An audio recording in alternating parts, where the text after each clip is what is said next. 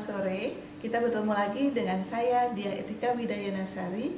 Saya selaku CEO PT KBD Bandar Lampung. Sore ini kita akan membahas manajemen strategi dengan bahasan audit internal. Audit internal dalam manajemen strategis adalah proses evaluasi independen dan sistematis terhadap aktivitas dan proses manajemen strategis dalam sebuah perusahaan. Apa sih tujuan audit internal dalam hal ini di dalam manajemen strategis?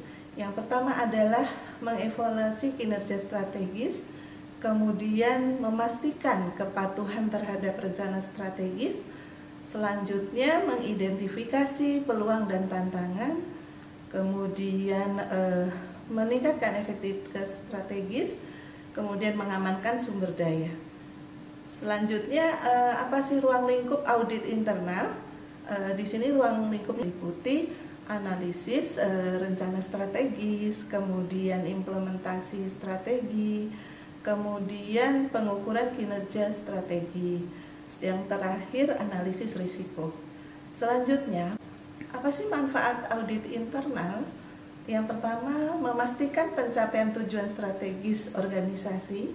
Selanjutnya, meningkatkan efektivitas dan efisiensi implementasi strategi. Selanjutnya juga mengidentifikasi kelemahan, mengenali peluang, kemudian mengidentifikasi risiko. Bagaimana proses pelaksanaan audit internal?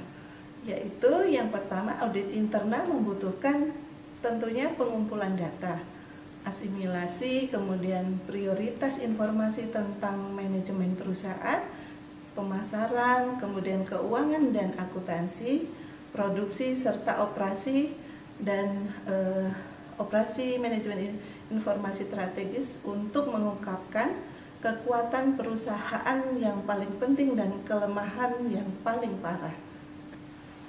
Selanjutnya, contoh audit internal dalam PT KBD. Yang pertama, perusahaan KBD adalah perusahaan manufaktur yang beroperasi di sektor teknologi.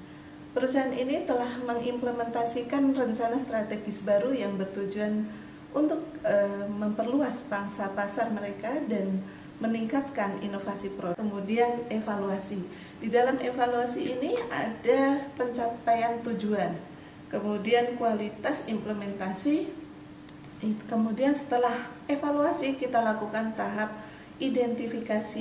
Dalam identifikasi temuan, kita akan yang pertama lakukan adalah mengidentifikasi kelemahan, kemudian mengenali peluang, ketiga mengidentifikasi risiko.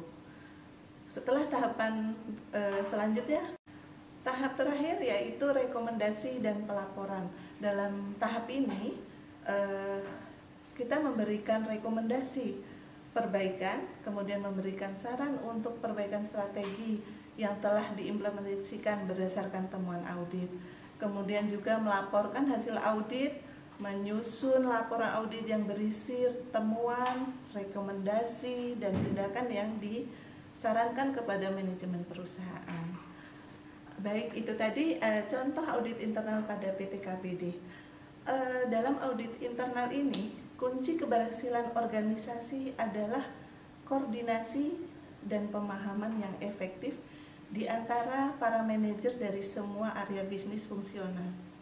Melalui keterlibatan dalam melakukan audit manajemen strategis internal, para manajer dari berbagai departemen dan divisi perusahaan memahami sifat dan pengaruh keputusan di area bisnis fungsional lainnya di perusahaan mereka.